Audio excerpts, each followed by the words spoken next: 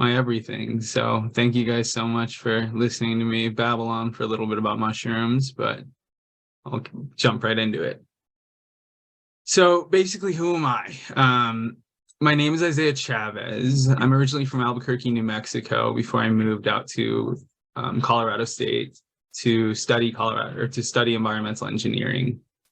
I studied over at the Colorado State University, where I got my bachelor's in environmental engineering before I kind of started my journey into mycology.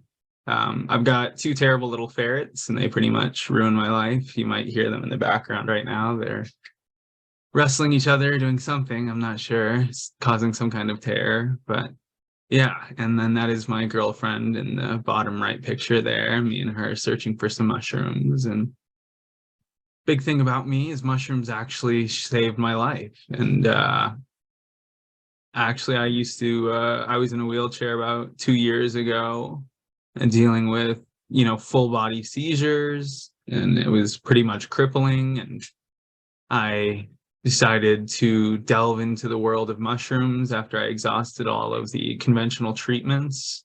And that's pretty much the only reason I can walk today. And so it's pretty incredible. And really, they're the only thing I have to thank for my health. So that's why I'm so passionate about them. And that's why I'm so huge into spreading the knowledge and education about them. So to jump into things, basically, what are mushrooms? Well, mushrooms are simply the fruit body of the mycelium. What that means is that the mushroom is simply a fruit or the sexual reproductive organ of a larger living organism that lives underneath the surface, right? This larger living organism that lives underneath the surface lives within the soil. Basically, it lives within this soil root matrix kind of network. It's called mycelium. And what it is it's a network, right? And I'll get into the details in the next slide. But another huge point I like to cover when I talk about mushrooms is I like to really talk about the fact that they're not plants. It's a huge misconception that's often, misconceived, and that's because they grow so closely together, right? We see them in nature together. We see them pop up out of the ground, and they have these closely related associations just as well. Well, the things that make them much different is the fact that they breathe in air. So much like us human beings, right, where we breathe in air, breathe out CO2, mushrooms do the exact same thing. They're also more closely related to us than they are to plants. And so when we take certain things like antifungals or even medicinal mushrooms, the reasons that they can affect us and actually hurt us or help us is because we have such closely related DNA to mushrooms, right? We branched off of the same ancestor long ago. They also have to break things down instead of actually absorbing things, right? So plants sit there and absorb sunlight. They get free energy, whereas mushrooms actually have to break things down. They have to actively go and destroy things or eat things and consume things just like we do for their energy. Well, they're also belonging to a different kingdom. And what a kingdom is this giant classification system that we set up. There's 5 kingdoms fundamentally. Essentially, these 5 kingdoms are Monera, Protozoa, plants, animal, and fungi. And these are the kingdoms of life. Essentially, fungi is one of the big kingdoms of life, right? And so with fungi being one of these big kingdoms of life, it's much different than plants or animals. And so it really is a thing of its own. And so that kind of brings us into what are fungi, right? Well, fungi are simply organisms that are going to produce spores. These are going to be things like molds, yeasts, mushrooms, the stuff growing on your bread, right? Or the stuff that makes your beer, your cheese, the stuff that makes penicillin. The only reason we're able to do heart transplants, for example, is a fungi. Things like that, they're all fungi. All of these things are fungal related. It's also important to consider that all mushrooms are fungi, but not all fungi are mushrooms. And what that means is that not all fungi or not all mycelium are going to produce a mushroom, right? So So certain things like yeasts, for example, are a fungi, but will never produce a mushroom. Mushrooms are essentially just the fruit body that's actually coming from the mycelium. It's their way of transporting spores. And so what actually is mycelium, right? This spider web that I've been talking about that lives underground. Well, it's a complex network of tiny little tubes. And these tiny little tubes are things called hyphae. Well, these hyphae essentially are made up of what I like to call inside-out stomachs. And that's because the hyphae, or these tiny tubes, essentially produce digestive enzymes, right? So just like we have to eat things, ingest, and then digest, right? They do it the opposite way. They're going to go ahead and excrete digestive enzymes around themselves, digest the stuff around them, and then they're going to ingest it. So it's like they're doing it opposite. It's also massive. So this thing can stretch on for miles and miles and miles. And this is one living organism, right? So it's not different organisms. It's not each individual tube is a different organism that makes up one giant blob of organisms, right? No, it's one gigantic, massive organism. And it's actually the largest living organism on Earth. And so, following that, the largest living organism on Earth is not something like a whale. It's not something like a giraffe. It's not something like an aspen tree grove, which are incredibly large, but it's actually a honey mushroom patch of mycelium in Oregon. And so what do mushrooms actually do? Well, they break things down, right? They decompose. They take things, that were previously not usable, right? And they destroy them, right? And they destroy them and they make them usable again. They make them into something that essentially we can make use out of. And so they break things down around us. And this is incredibly important to our ecosystem because you can imagine if things just stopped decomposing, right? It would be horrific. Well, there was a period of time when trees actually didn't decompose. It was called the Carboniferous era. And this period of time, basically, trees had developed bark, and this bark contained lignin. Lignin is this particularly hard molecule to digest. It's very large, 3D, and very complex. For that reason, everything at the time was struggling to break these lignin molecules down to get to the good stuff on the inside, that fleshy inner wood. Well, essentially what happened was the mushrooms had to take time to essentially study this, and they took a long, long time, but eventually they figured out how to break lignin down, and they're the only reasons that trees decompose today. Well, that Carboniferous period, during, when it occurred, trees would essentially stack up and just stack and decompose on top of each other for miles and miles and miles. And it was, incredible in terms of the sight you could imagine. Also due to this, we have the coal layer. All of that tree matter that was decomposing essentially got broken down into coal through compression over the years. And so then how do mushrooms actually reproduce, right? How do they become more mushrooms? How does this mycelium spread? How does it variate itself in terms of genes? How does it do all of this, right? Well, essentially what happens is a spore floats off, right, and finds the correct conditions. And so whether that be, high airflow or low humidity, high humidity, whatever it might be, whatever the perfect conditions are for that particular mushroom, well, that spore floats off and goes and finds those correct conditions. And once it lands and finds those correct conditions, it's going to go ahead and germinate. Well, once it germinates, it's going to go ahead and form a hyphae, right? One of those little tubes that I talked about. Well, at this point, the hyphae is asexual, so it can't reproduce. It can't make a mushroom yet. And that's because it's essentially a copy of its parent, right? It's a copy of that parent mushroom or parent mycelium. And so it's going to spread out and form a primary mycelium. And this primary mycelium is going to reach out and look for another primary mycelium that's compatible with it.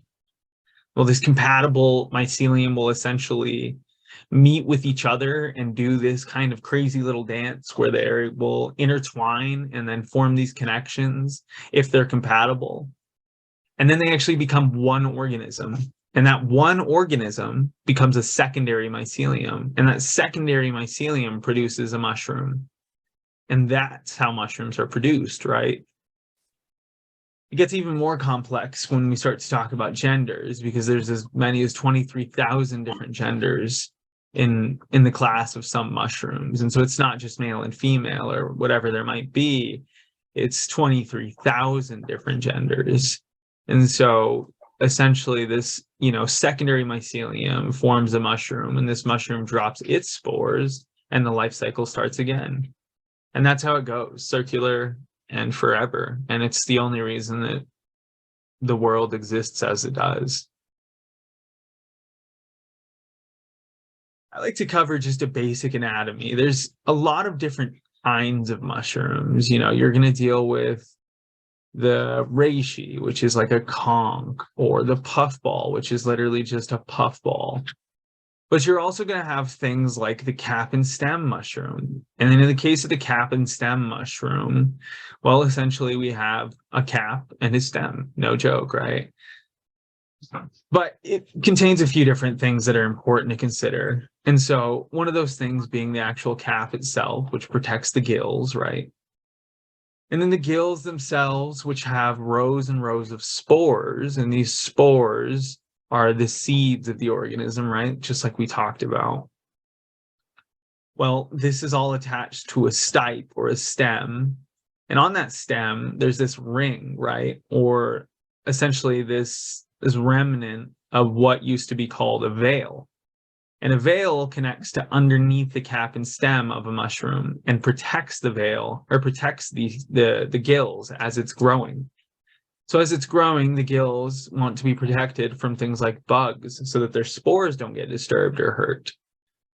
And so the mushroom uses a veil. And so this veil breaks later in its life stage when the cap starts to become flatter and flatter.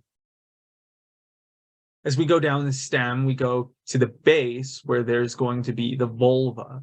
And that's basically like the remnants of a baby mushroom.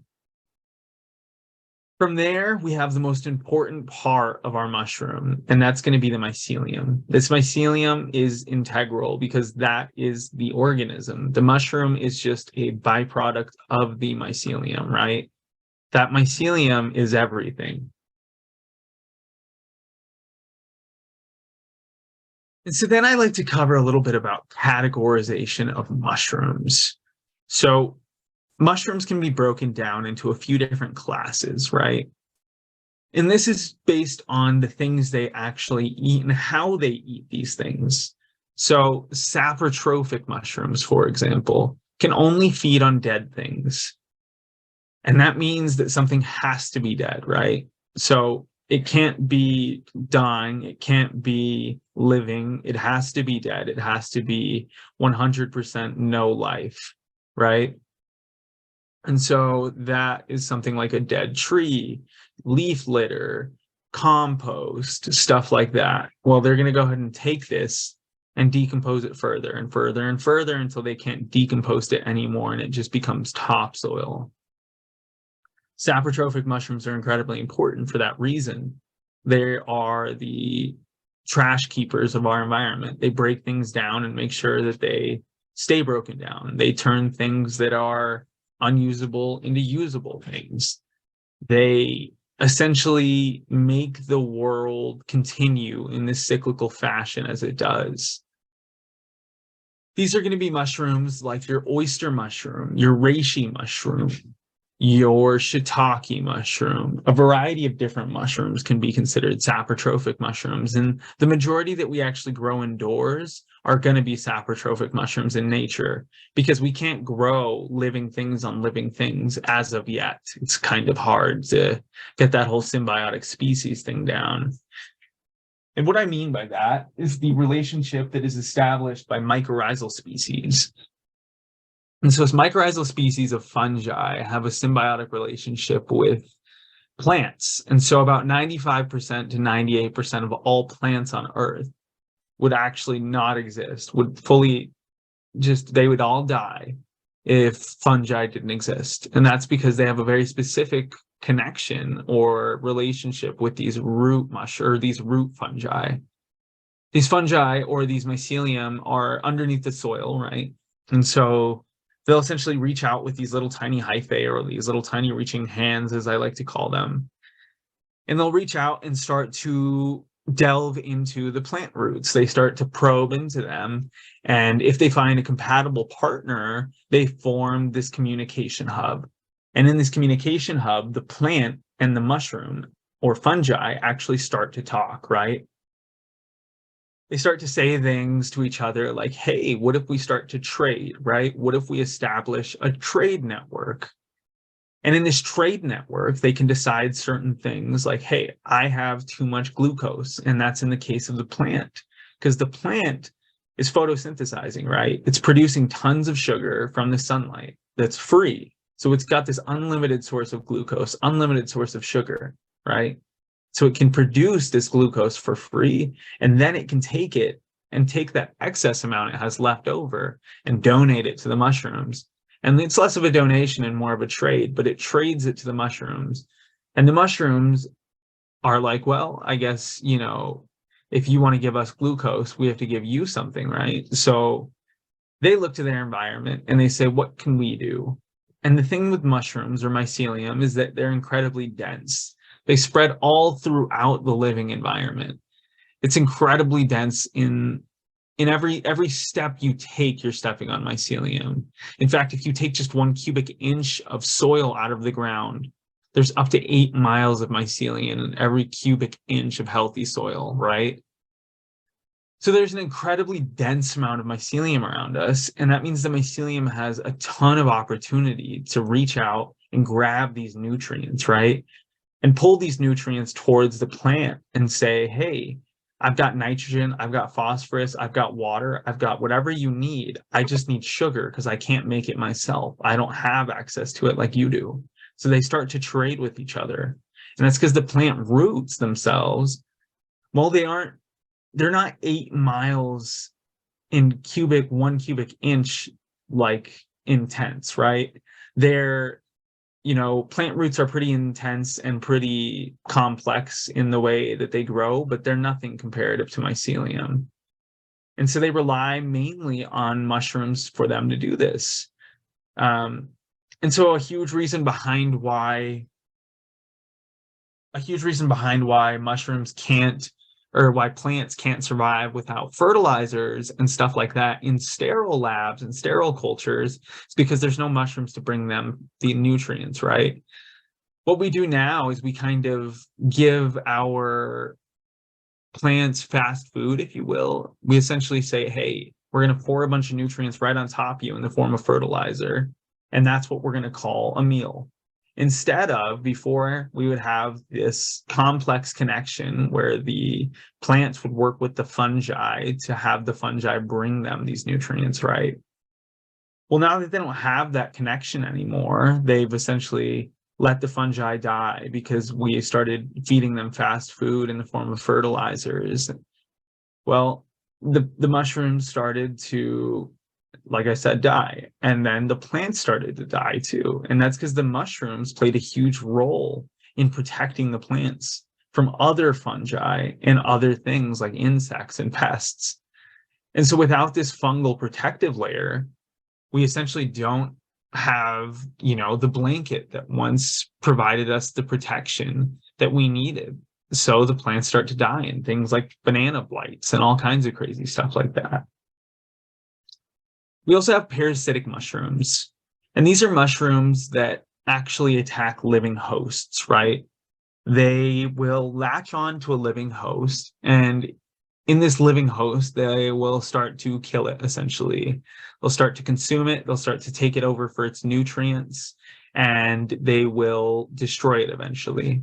Now, this is kind of scary sounding, but in reality, it's not a bad thing. It's a good thing for the environment. It actually protects the environment Because if we were to have a bunch of sick and dying trees covering all the land, there would be no, no place for saplings to grow and new life to grow in.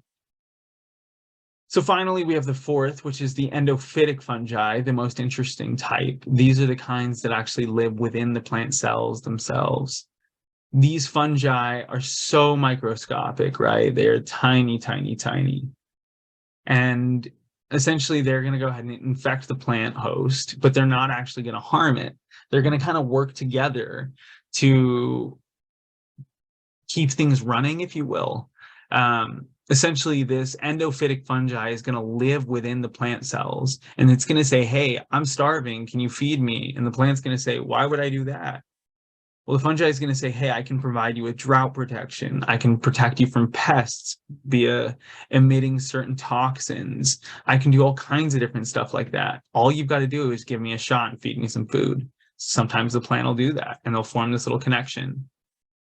And we're starting to realize how important that is nowadays. And it's starting to become more of a focus in this genetic engineering science field and how we apply living fertilizer or living compost, whatever it might be.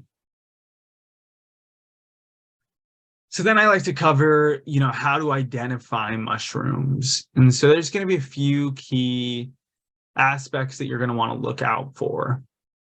So first is going to be your time frame of harvest. Is it the right season? Is it the right time? Is it fall, spring, summer? When is it that you're actually finding this mushroom? Is it early summer, late summer? That's going to make a huge difference on what mushroom is actually growing. The habitat itself, right? So is it growing on wood? Is it growing on soil? Is it growing on, poop? What is it growing on? That's going to make a huge difference. And where it's actually growing, is it growing near a river? Is it growing near somewhere that's super dry? These are going to make a big difference. And then it's habit, which is how it's growing. If it grows alone or with others or in a fairy ring or in a patch or all nestled together, those are all going to be, different species characteristics. Also, the cap itself, so the look of the mushroom, like the color, the consistency, your shape and size, right? These are all going to be key factors for identifying your mushroom. And so some mushrooms are going to have slimy caps, some are going to have, spots on them, some mushrooms are going to have dimpled caps. Some mushrooms underside their caps are going to have gills, and some are going to have pores. Some are going to be soft, some hard. So it's just, there's a huge variation in the way that the caps can look. And then finally, if we kind of get to the point where we are still not sure, just based on look alone, we kind of start using these other three. And that's first the spore print. The spore print is where we actually take off. It's almost like a living picture of the spore fingerprint of the mushroom. We'll go ahead and kind of decapitate the mushroom, and we'll take that cap and we'll put that over a piece of foil and then put a cup over that piece of foil that has that cap over it, right? Well, we'll let that sit for an hour or two, and basically we'll let it sit and the spores will drop, and the spores drop and they form this beautiful, beautiful mosaic. It's like a beautiful pattern, and each one is unique, each one is individual, each one is very, it's one of a kind, right? So it's really cool to see. But you take this one of a kind print and you can use it to identify what color the spores are, what size they are, how they actually look if you have the microscope. Things like that can be useful in identifying your mushroom. And then things like bruising and staining is going to be another weird thing to look for. And so certain mushrooms are going to bruise certain colors if you damage them or cut them. And so they're going to change colors to things like dark blue or green, or some will ooze lactate, or what is it called? Latex, sorry. Some will ooze latex, and all sorts of kind of crazy stuff like that. And so the bruising can be a huge indicator of the species types you have. And then smell is going to be a big identifier as well. Some mushrooms are going to smell sweet. Some are going to smell like mushrooms. Some are going to smell kind of nutty. Some are going to smell fishy, unfortunately. Some are going to smell noxious, like stinkhorns. Some of you may have smelled out there are a very noxious one, right? And so some of the common mushrooms of the USA that I like to often talk about are going to be some of the following. And these aren't going to all be mushrooms that you're guaranteed to see in Colorado all the time. In fact, some of them you may never see in Colorado. You know, they're just incredibly rare here, but some of them you may. So keep your eyes out. But these are the common ones. Or sorry, but not Colorado. I'm from Colorado. These are some of the common mushrooms of the USA as a whole. So you'll find these all over, actually. But the morel is a great one. The morel you can find in some areas. It's one of the most sought after mushrooms. It's a bit tricky to spot because it looks a bit like a pine cone in itself. So they can be difficult. But also another thing I really recommend with these guys is if you do find one, I recommend just looking everywhere because you're going to start finding them all over around you. Just stop where you are and slowly turn in a circle and look around for mushrooms because you're going to start spotting them. And that's how the morels like to grow. They just grow in these patches, right? But they do have a look-alike that looks kind of like a gross little brain. So if you do find something that you're not sure about, one thing that I do like to do is I cut it in half, and a morel should be hollow. So make sure to check that your morel's hollow. And if it's not, I would say don't eat it, right? So chanterelle is another really, really tasty mushroom. Very sought after mushroom. These ones are going to smell kind of like fresh apricots when they're first picked. They're these beautiful, beautiful bright orange mushrooms, but they do have false lookalikes. They have some that are directly like false lookalikes that looks very, very similar, and some that are just orange mushrooms like the jack-o'-lantern mushroom. But regardless, they have false lookalikes, and so it's important to be cognizant of that. And so, you know, when looking for chanterelles or really any mushroom, it's important to have a good solid field guide for your specific area. Do not get one for the whole US. Don't get one for the world. Get one for, you know, your part of Eastern, whatever it might be, or Western this, or, you know, just get one that's very specific to your region or whatever region that you're going to look for mushrooms. If you don't, it's just there's too many fungi to put in a book, right? So another huge one that people love is chicken of the woods. This is going to be an easier mushroom to spot. It's going to be bright orange with this kind of white leading edge. It's not going to have very many lookalikes. And so when you see this one, you can be pretty certain that this is actually chicken of the woods. Another thing is this one is reported to taste like chicken, but I think people say everything tastes like chicken nowadays. So yeah, I don't know about that. But yeah, they also grow on these dead or dying trees, right? And so often one place I like to look is inside of the trees. Inside of the trees because they're heart rot fungi, and a heart rot fungi only has the ability to eat the inside of a tree. It can't break down the bark.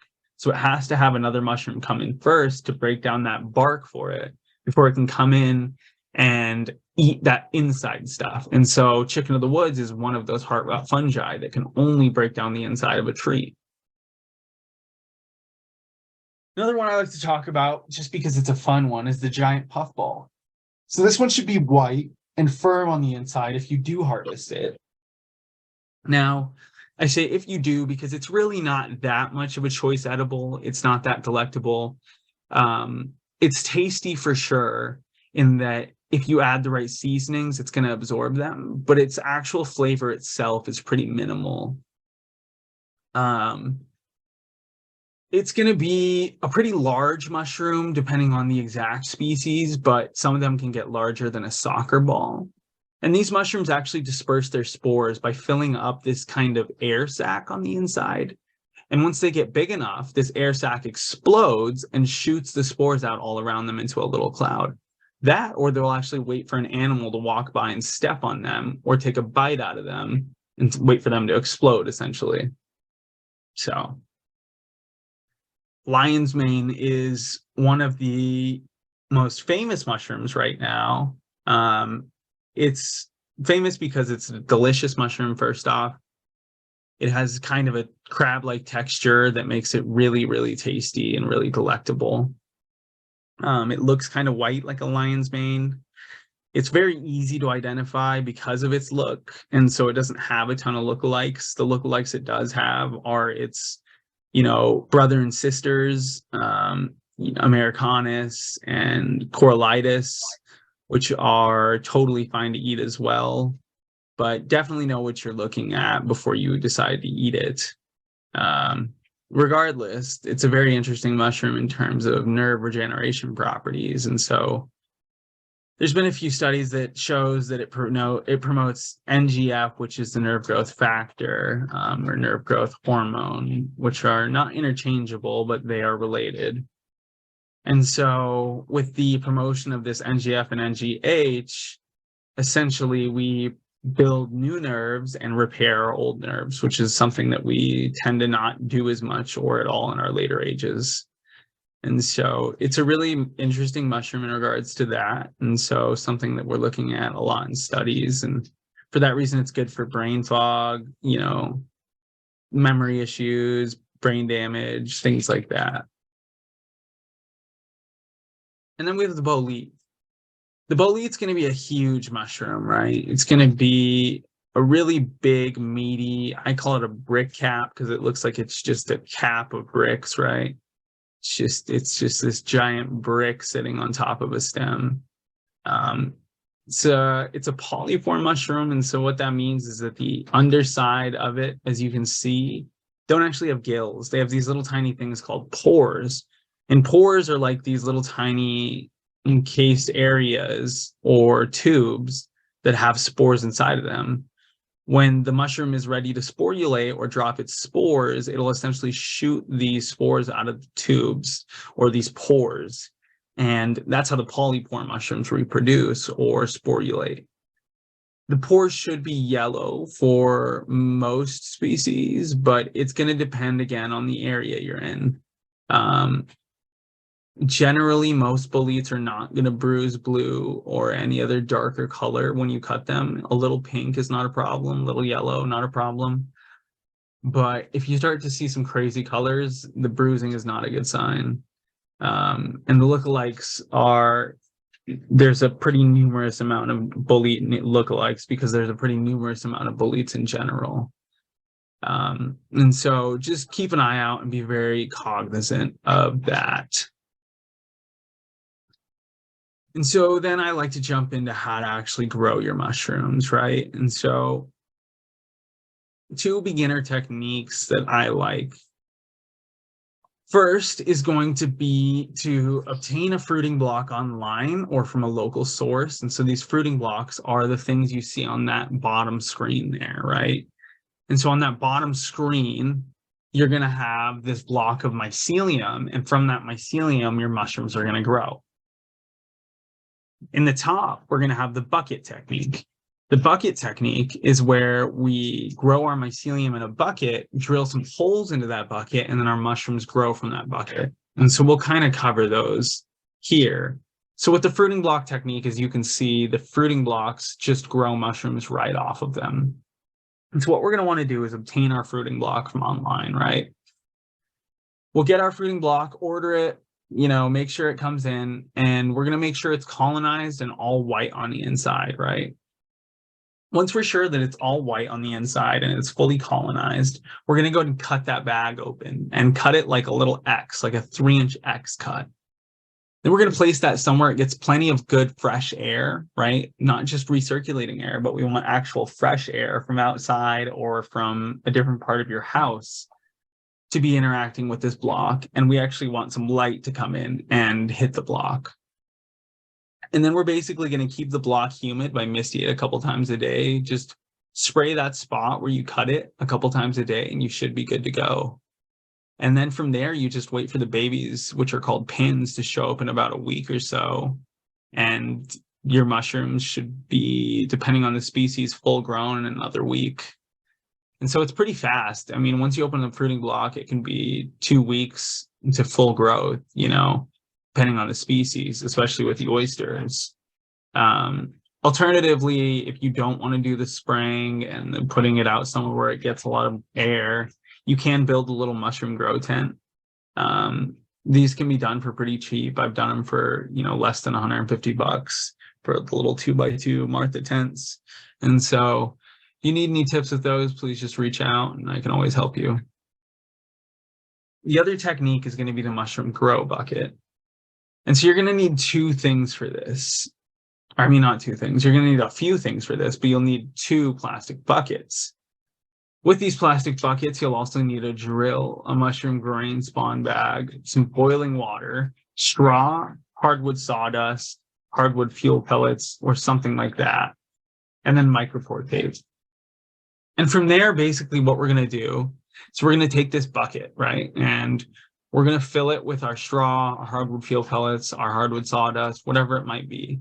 We fill it, and then we're going to pour boiling water into this bucket. And the ratio is going to be 1 pound of substrate, so 1 pound of that hardwood fuel pellets or straw, to 1.5 pounds of boiling water. All right. So we mix that in. We basically seal our bucket lid, and then we wrap it in a blanket or a towel, and we let it sit for 12 hours, and that's to insulate it. Basically, we're pasteurizing it. In the meantime, we're going to go and take the other bucket and start drilling holes that are about a 1/4 inch diameter, you know, maybe even an 1/8 inch, and space them 4 to 6 inches apart all throughout the block, or all throughout the bucket, from top to bottom. And then we're going to take that substrate once it's cooled after those 12 hours, and we're going to take some grain spawn. We need to get our grain spawn online, or we need to try to make it ourselves. But if you want to make it yourself, I would look into how to make grain spawn. But if not, order grain spawn, which is just like the inoculant or the stuff you are putting into your pasteurized substrate to colonize it with mycelium. And so what you'll do is you'll lay down an initial layer of that hardwood fuel pellet substrate that's already been pasteurized. And we'll lay that down, and then we're going to go and put a layer of spawn on top of that. And then we'll add another layer of hardwood fuel pellets, and then we'll add another layer of spawn. And we'll do this in about 1 or 2 inch layer depths.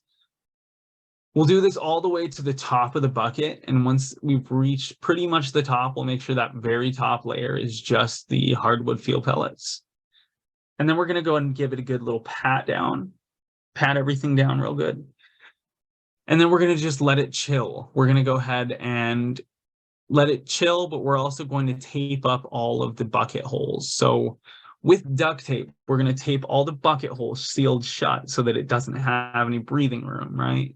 And then after 2 to 3 weeks, after it's done colonizing, we're going to take that tape off and replace it with micropore tape, which is the same stuff that you use when you get injured or whatever it might be. Well, we replace it with that micropore tape, and then that allows them to breathe a bit more. And a few of the holes we actually don't replace with any tape at all. We just leave blank. That's where our mushrooms are probably going to grow out of. And from there, basically, we just care for it by spraying it a couple times a day as needed. And that's pretty much it. Your mushrooms, again, should show up in 7 to 10 days, probably with the bucket, a little bit longer, but they should still grow in about 7 days, 5 to 7 days. That is pretty much all I had for today. I usually leave a little bit of time for questions. So I don't know if anyone has any questions in particular that you guys want to shoot my way. I know it's already a lot of information that I just tossed at you guys. So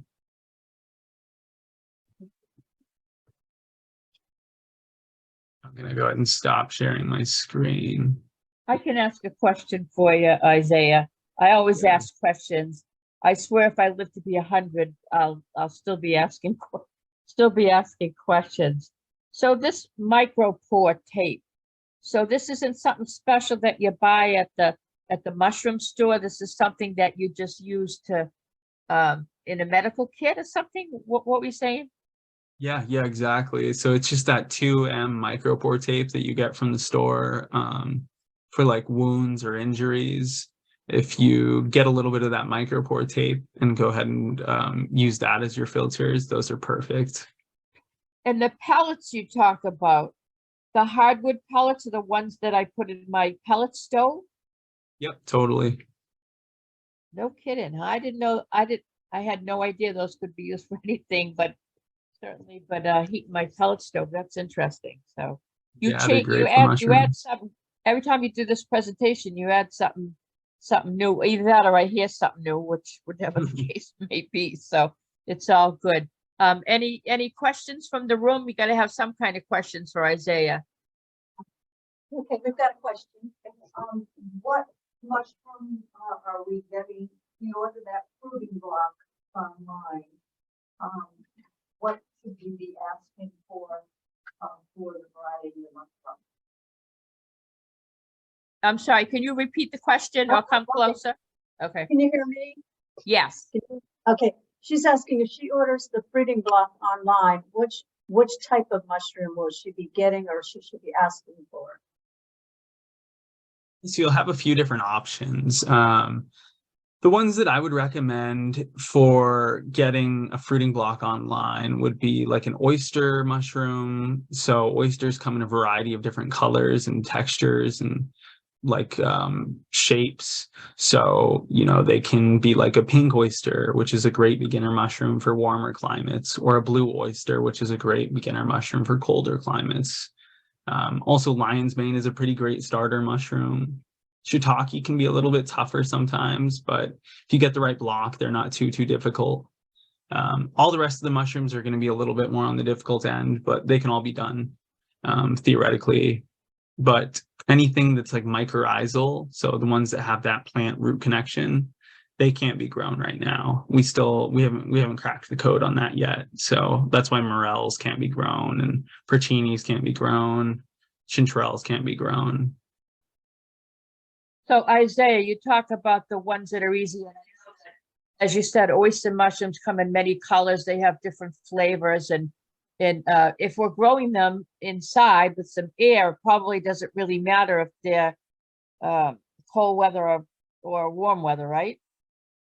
Yeah, most of the time, if you're doing, you know, indoor, it's usually in that like 70 to 72 to 68 kind of area. So Right. so And and that can, that's yeah, and that oh, can and use it. mushrooms are Yeah, yeah. They like it the same temperature we like it.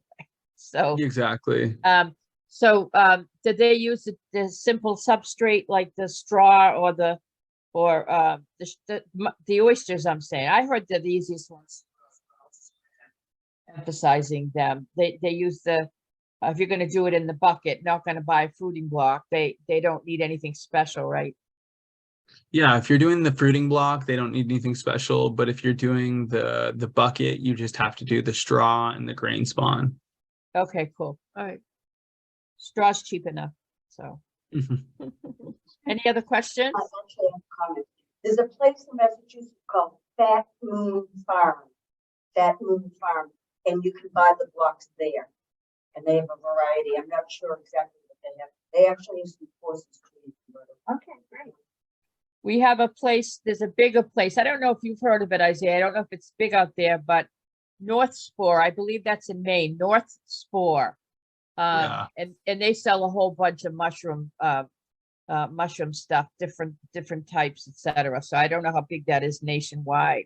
Plus you have a site, right? Do you sell some of those fruiting blocks, Isaiah? I really don't do a lot of the personal sales, but I do have a site for consulting and stuff like that. Oh, okay. Okay. But yeah, the fruiting blocks from North Spore are great quality, so highly recommend. Yeah. Okay. How long will they produce? She asked how long it would produce. I think she said how long did they produce, right? Okay, yeah. So basically thank you for bringing that up. Yeah, after you collect that first harvest, sometimes if the block isn't, you know, getting attacked by mold or something like that, you can harvest that, cover that hole with tape, and then you can cut a new hole into the other side of that block and then start spraying that with water, and then a new mushroom will grow. And that'll continue happening until it goes down due to mold or just stops producing mushrooms. Usually you can get 2 to 3 out of them, but some are just one and done. Some can do up to like 8 I've seen. So it just depends. But it's going to be diminishing returns each time. Ooh, what about the bucket method? No, you talked about the block. No, you said that you cut in the bucket. Yeah. What about in the fruiting block? The fruiting, how long would they produce or how much? What's that? Sorry? And you gave the example for the bucket. What about for the fruiting? How long do they produce or what? Oh, so that'll be either or. So either or should produce about 2 to 3 cycles. Okay. Okay, thanks. Can I ask Mhm. one thing? There's something on Facebook about a toilet paper roll, and then you put seeds in it, you put it in a plastic bag. Does that sound kooky, or is that? But it's been on Facebook, and you can see it growing. I don't know if it's real or not. Did you hear Isaiah? Yeah, I think so. Yeah, you can totally use cardboard rolls or cardboard in general to grow oyster mushrooms and things like that. So you can even grow a mushroom on a book, technically. I've seen it done. Interesting. Want everybody to try. Turns out. I think it's a great hobby to grow them inside sometimes, and we didn't go over this, right? But sometimes people have beds outside and they actually grow them outdoors, and I guess some of them in this climate, some of them actually come back, you know, for years to come. I don't know, wine caps or whatever. I'm not. I had another presentation from this woman in my garden club, but there's so much to you know, to go over as far as you know, different types of growing mushrooms. So Yeah, well, thank you guys we so just raise much. up. Right, thank you. No. It was fascinating. Okay, I'm so glad. right. Thanks so much. All right, well, thank you guys, and thank you, Kate. Thank you. Bye-bye. Appreciate you as Bye. always. Thank you. Bye-bye.